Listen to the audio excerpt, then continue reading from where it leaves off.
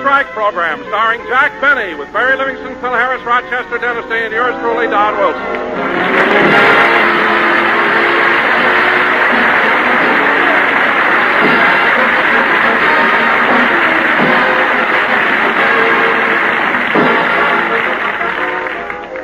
Ladies and gentlemen, on last week's program, everybody made so many mistakes in reading their lines that Jack felt it was necessary to call a special meeting. At the moment, we find the cast assembled in Jack's living room. Now, look, kid, I want you to take what I'm going to say in the spirit in which it's given. I'm not angry. I'm not upset. But I did feel it was necessary to call this meeting. All right, Jack. What's the meeting about? Yeah, let's get it over with, huh? Well, Phil, as I said before, I'm not angry. But on last week's program, I never heard so... Dennis, you're not paying attention. Get away from that fishbowl. The last time I looked in this bowl, there were only 2 goldfish. I know. Now, kid... How come there are 3 of them now? Because the first 2 fell in love and got married, that's why. Now, Well, kid... if they just got married, why'd they take in a boarder? Look, if they didn't take in a boarder, the little one is a baby. Oh, yeah, the one on the right is the mother. No, Dennis, the one on the right is the father. You could have fooled me. Dennis, will you do me a Oh, favor? for heaven's sake, Jack. You called us over here for a meeting, so let's get on with it. Yes, Jack, tell us what's on your mind. I'm trying to. I called this meeting to find out why there were so many mistakes made on last week's broadcast. All right, so we made a few mistakes. Is that a reason for you to get mad? I told you I'm not mad. Livy's right, Jackson. You're burned up, and you know it. I'm not burned up. Jack, there's no reason for you to get so upset. Upset? What makes you think I'm upset? You look like a football coach whose team has to play Notre Dame. All right, you kids can have your little joke.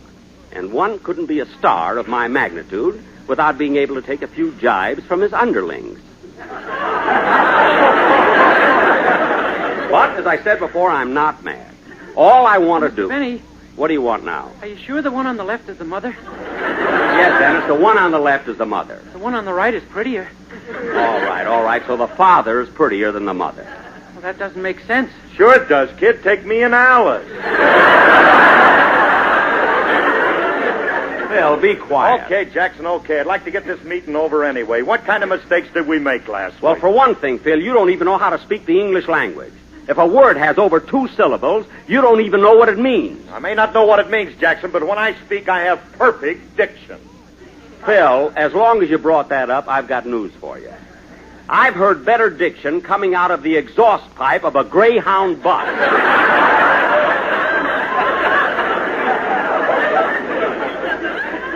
Believe me, Phil, the only thing that sounds worse than Harris the speaker is Harris the musician. Now, hold it, Jackson. Hold it. It may interest you to know that I just got an offer to make a guest appearance with Arturo Toscanini. You got an offer from Toscanini? Yes, he wants me to be first whip snapper when he plays mule train. Well, that you can do, I know. Jack, if you're just going to bawl out Phil, why did you call the rest of us? Because you all made mistakes last week. Wait a minute, Jackson. I didn't make no mistake. Oh, you didn't, eh? Rochester, Yes, boss. open the phonograph and play that record of last week's program. Okay. Now put the needle where I told you to put... Coo, baby. Coochie-coochie-coo. Dennis, get your hand out of that fishbowl. Anyway, you're tickling the father.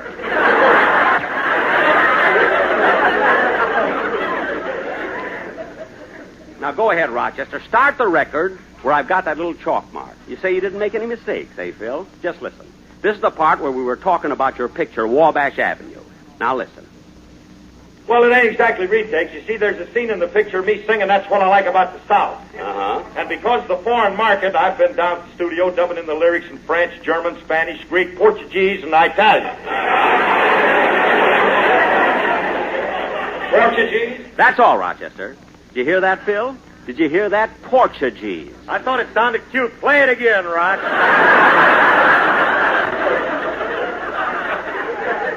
Never mind. Jack, I don't think it's fair of you to bawl Phil out. I've just been because- waiting for you to speak up.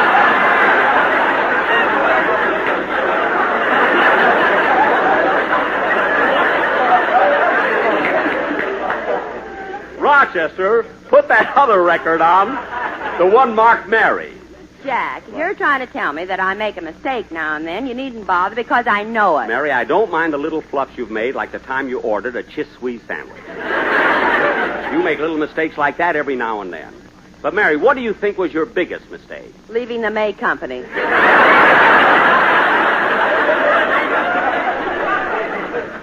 I won't argue that point. If you want to eat and get fat, that's your business. Now, I have a record here. Well, Mr. Benny, are you sure the one on the left is the mother? I'm sure. And, Dennis, stop interrupting. I want to get this meeting over with because I have to go to see Ronald Colman on some very important business. Now, look, Mary, you say you didn't make any mistake last week. Look, I want you to hear a recording of a program we did a few weeks ago. Rochester, put it on where I've got that little chalk mark. Yes, sir. Now, listen, Mary. Mary, all the networks are nice. And it's about time people realize that there's no animosity between them. There isn't? Of course not. Now, take CBS. They even put Johnson's wax on the floors. Jack, CBS didn't put it there. So many stars have come over, they tracked it in on their heads. On their shoes.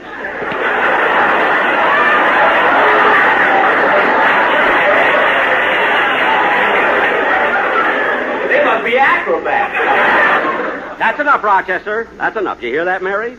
The word was supposed to be shoes. Now, how in the world did you possibly arrive at the word head? Jack, that happened 4 weeks ago. I didn't deny it. I said I was guilty. You sentenced me to 3 days at hard labor. I painted your house. Now, let's forget it. You won't forget it until you finish the windowsills. I want them green. Jack, is the meeting over? No, Don, not yet. I want to show Mary a fluff that she made on last week's program. Rochester, play that first record again. Yes, sir. The place I'm looking for is somewhere around the middle. Go ahead, play it. Isn't it wonderful out here on the ocean? Yes, Don, there's nothing I love better than a no-obligation cruise. Oh, that's not it, Rochester. Move the needle further down. Yes, okay. It's a little rough. Well, it can't get too rough for me. You know, during the First World War, I used to be on the Navy. A little further down. Wait a minute. Play that last part again. What's the matter? Jack, you said you were on the Navy instead of in the Navy. I did not. Oh, you didn't, eh? Rochester, play that part again. Okay.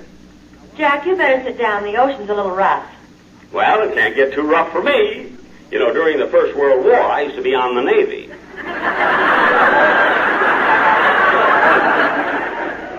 Well, Dad, shall we dance?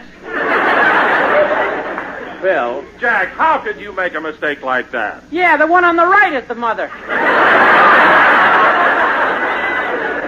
Dennis, be quiet. Oh, on the Navy. You know, Jackson, your face is the color of my eyes. Okay, Jack. What have you got to say now? I got this to say. I did not make a mistake. What? I said I did not make a mistake. But, Jack, we heard it distinctly. You said you were on the Navy. I said it because it's correct. When I became a sailor during the First World War, they put me on board a ship called the USS Navy. Therefore, I was on the Navy. Shut up and meeting adjourned.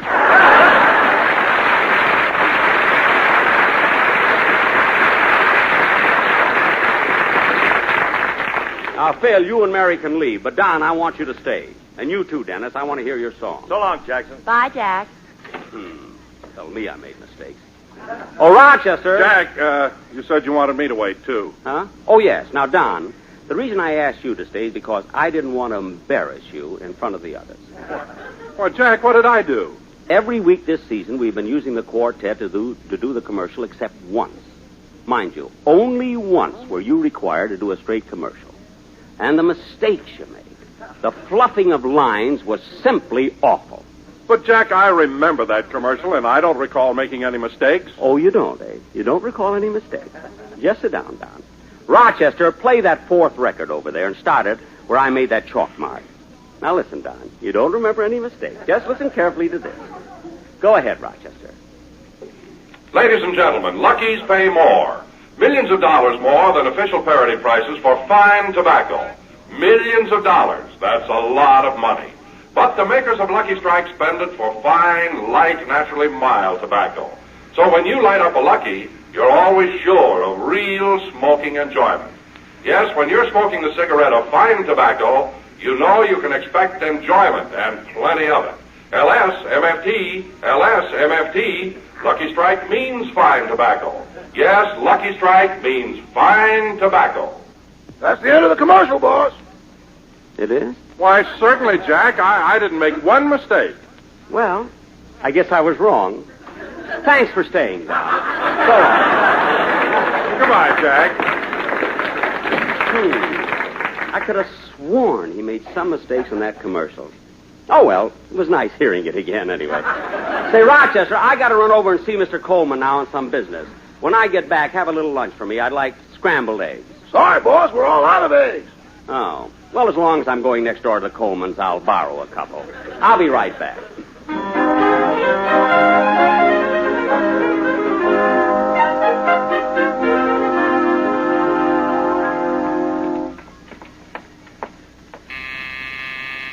I hope their butler doesn't answer the door. I don't think he likes me. Well, hello, Benita. Oh, hello, Jack.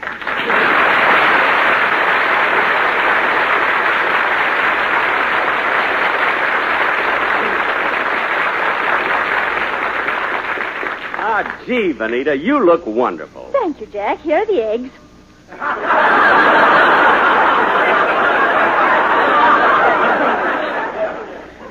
Benita, how did you know I wanted to borrow eggs? Well, I saw you coming up the walk, and since it was butter yesterday and sugar the day before, it had to be eggs today. Oh, yes. So we've completed the cycle, haven't we?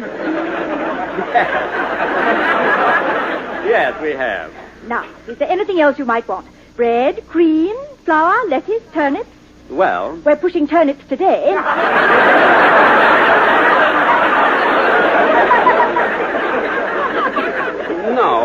No, just the eggs will do. Well, now, maybe you could use some cookies, cinnamon, jam, jelly beans. Oh, no. I gave you plenty of jelly beans.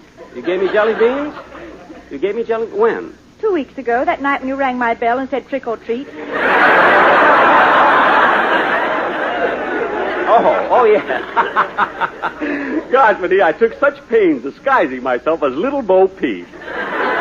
How'd you recognize me? Because little Bo Peep had lost her hair. Yes, I didn't know where to find it. Well, thanks for the egg. You're quite all right, Jack. Goodbye. Oh, just a minute, Benita. The main reason I came over was to see Ronnie. They have some very important business to discuss with him. Oh, I'm sorry, but Ronnie's at the studio. He's doing the final scenes on his picture, Champagne for Caesar. Oh.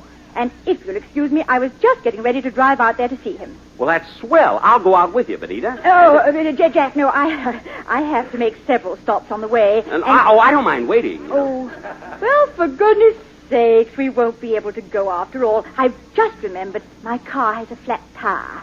Oh, well, don't worry. We'll drive out in my car. Your car? Sure. I'll go and get it. And You win, Jack. We'll drive out in mine. Good. Let's go.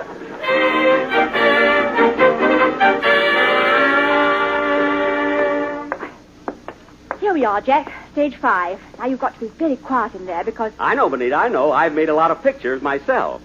Oh, yes, I forgot. Thank you. Come on, let's go in.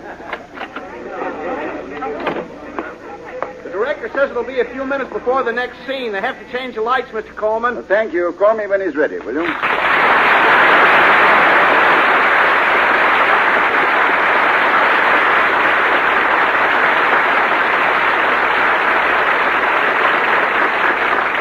Gee, they got a lot of extras on the set today, haven't they, Benita? Yes. Oh, there he is. Hello, Ronnie. Oh, hello, darling. Only 3 more scenes and I... Hello, Ronnie. Ronnie, how are you? Oh.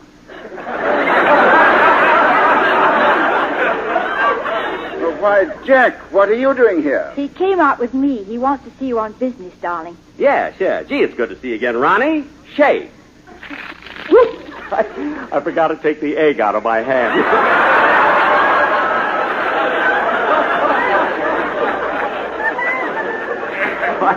I'm sorry. Ronnie, it isn't my fault. Stop wiping it off on my dress. Jack, normally I am not a curious man, and I don't pry into other people's affairs. But how in the name of heaven did you happen to have an egg in your hand? Well, Benita loaned me a couple of them, yeah? Oh, Glad you didn't borrow any Vigoro. Yes. Now, Ronnie, I have some business I want to see you about. Jack, please, I don't know what it is, but you'll have to wait. This is our last day of shooting. We're behind schedule, and we still have to do the most important scene in the picture. But, Ronnie, this business will only... Everybody on stage. All right, Ronnie. We're all ready to shoot the scene. I'm ready. Oh, hello, Dick. Bonita, it's good to see you. By the way, this is Jack Benny. Jack, this is Ronnie's director, Richard Wolfe.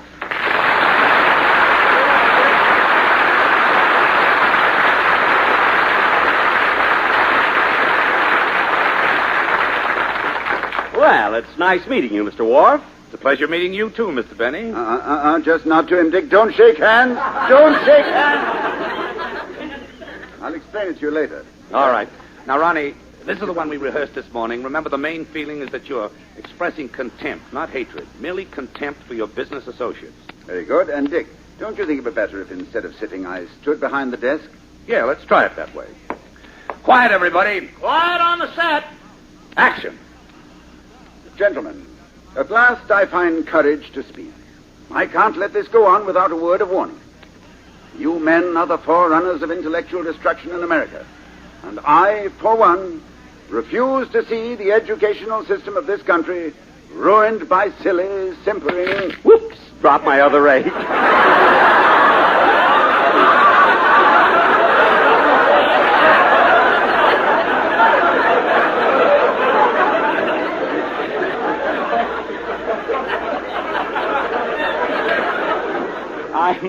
I'm so sorry. Goodness sake. Cut! Mr. Benny, would you please... Oh, let me handle this. Jack, how many eggs did you borrow? 2. Good. He's out of them, Dick. We can go ahead. Yes, go right ahead. Okay. Quiet on the set. Roll 'em. Take it, Ronnie. Gentlemen, at last I find courage to speak. I can't let this go on without a word of warning. You men are the forerunners of in... Sorry, Ronnie, it isn't your fault, but I noticed too many shadows in the background. Hey, Joe, turn up the arcs on the right platform. That's better.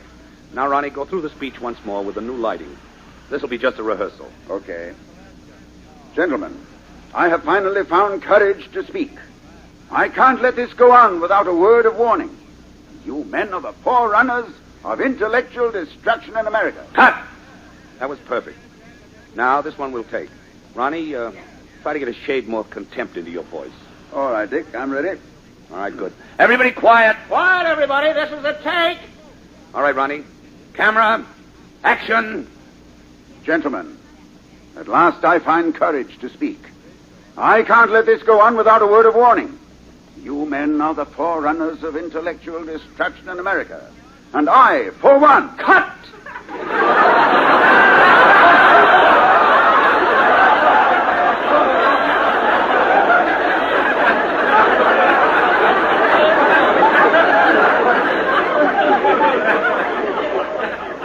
Ronnie, I thought you had a little too much contempt in your voice. You see, I think that you should have done... You think? Mr. Benny, I happen to be the director of this picture. I know, but I'm trying to give you the benefit of my experience, what was your name again? Worf, Richard Worf. Say, that sounds familiar. Worf.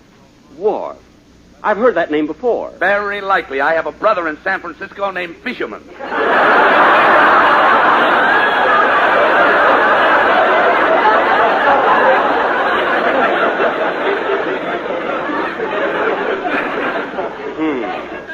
Dick, how could you? I wanted to beat him to it.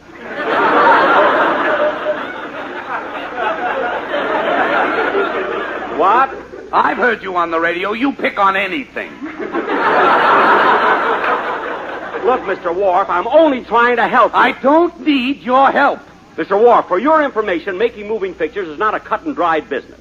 There's no sure way to produce a good picture. The only way we can learn is by mistakes. You better listen to him, Dick. He's made some buttes.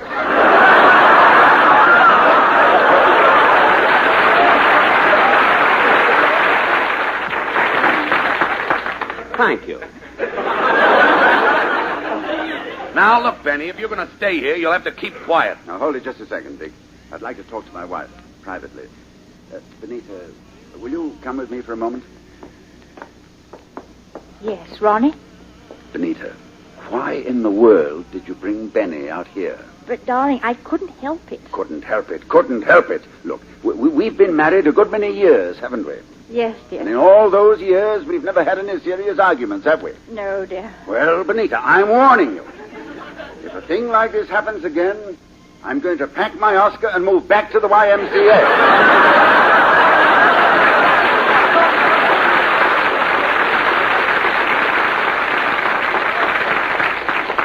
Now, do you hear?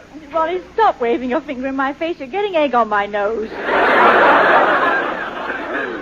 That's your fault, too. Ronnie, I hate to interrupt, but we're way behind on schedule. Let's finish this scene. Oh, I'm sorry, Dick. I'm ready. Okay, quiet, everybody. This is a take. Quiet on the set.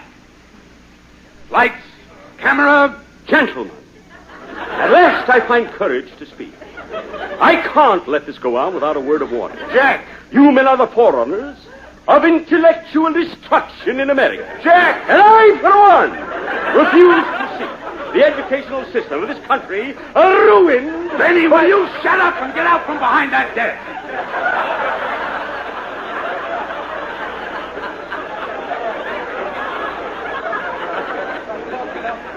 I was only trying to show Ronnie how that speech should be... We don't need your help. For heaven's sake, Ronnie, can't you get rid of this... Schlemiel? Thank you. Look, Jack, I don't mind too much. I'm used to you. But you're new to Mr. Wolf. Please leave the set. But Ronnie, I can't leave now. I came out here to see you on business that's important to you. All right, Jack, all right. You've delayed the picture for an hour. You've ruined 3 takes. You've upset my director and caused me to argue with my wife. Now, what is this important business you want to talk to me about? Ronnie, do you realize that here it is, the middle of November, and you haven't ordered your Christmas cards yet?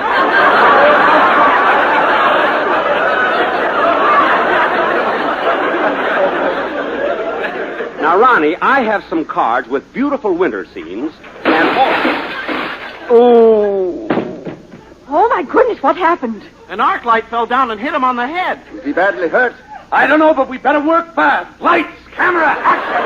At last I find courage to speak. I can't let this go down without a word of warning.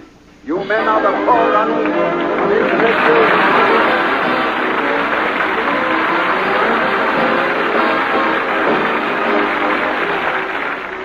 Ladies and gentlemen, help observe the first annual National Kids Day on Saturday, November 19th, and you will be helping the underprivileged children of your community.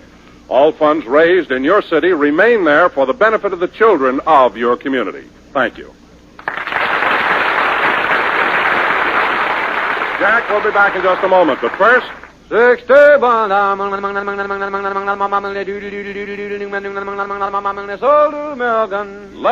pay more, millions of dollars more than official parity prices for fine tobacco. And that's mighty important to you because fine tobacco and smoking enjoyment go hand in hand. And LSMFT. LSMFT. Lucky Strike means fine tobacco. Ripe, mellow tobacco that gives you a more enjoyable, a smoother, milder smoke with never a rough puff.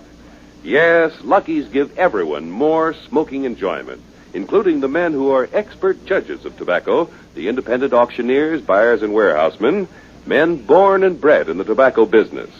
Take Mr. Linwood L. Sturdivant of Lewisburg, North Carolina, a veteran warehouseman. He recently said, "When you talk tobacco, you're talking my language. I've seen plenty of tobacco bought and sold, about 150 million pounds. And year after year, I've seen the makers of Lucky Strike buy fine light leaf that makes extra enjoyable smoking. I've been smoking Lucky's myself for 11 years. And that's an outstanding tribute to the real deep-down smoking enjoyment in Lucky Strike. So take a tip from the tobacco experts and light up a Lucky. So round, so firm, so fully packed, so free and easy on the draw. Yes, next time you buy cigarettes, ask for a carton of Lucky Strike. Ladies and gentlemen, I want to thank Mr. and Mrs. Ronald Colman and Richard Wharf for being with us tonight. A little later this evening, I'm going to be on Red Skelton's program. And be sure to listen in next week when we will have, as our guest, Sammy the drummer. Good night. Day and a day in the life of Dennis Day. Stay tuned for the Amos and Andy Show, which follows immediately. This is CBS, the Columbia Broadcasting System.